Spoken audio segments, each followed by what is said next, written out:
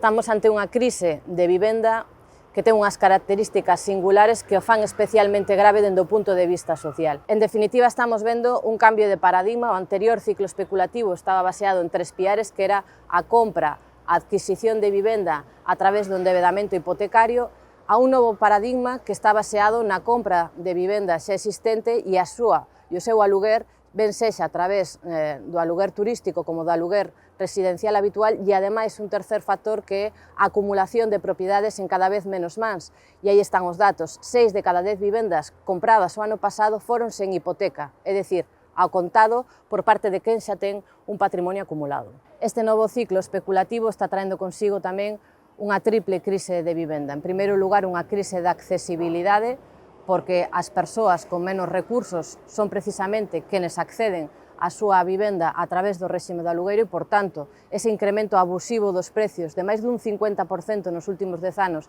está recaendo no lombo das persoas máis empobrecidas. Hai unha crise de emancipación, porque tamén hai unha lectura xeracional nos réximes de tenencia, onde son precisamente a xente moza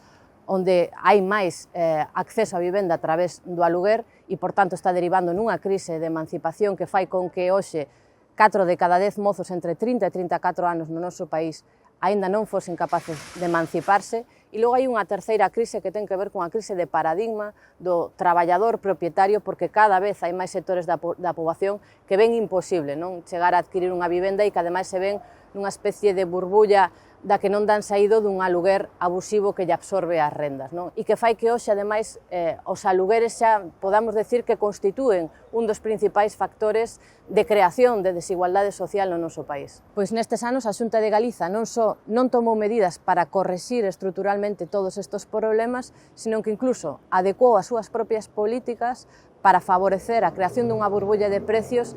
e incrementar os beneficios de quen especula coa vivenda con medidas como, por exemplo, liquidar toda a vivenda protexida, toda a vivenda pública, co obxectivo de que non houbese ningún tipo de alternativa ao mercado libre, con medidas como reformas fiscais feitas a medida de quen especula coa vivenda, como a que acaban de aprobar,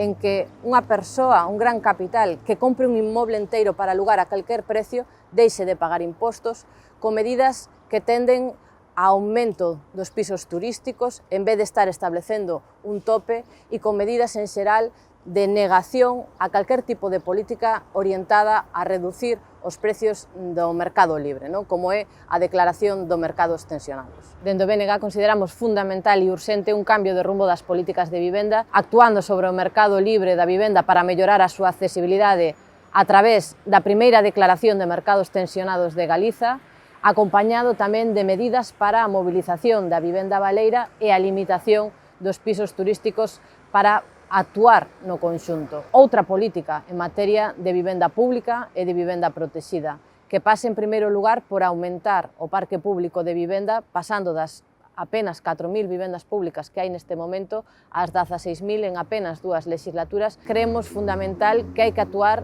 na adquisición de vivenda xa existente para incorporala ao patrimonio público de vivenda, o que nos permitiría ter respostas hoxe xa para paliar a actual situación de crise. Ou tamén a creación de plans específicos para a emancipación e para a exclusión residencial.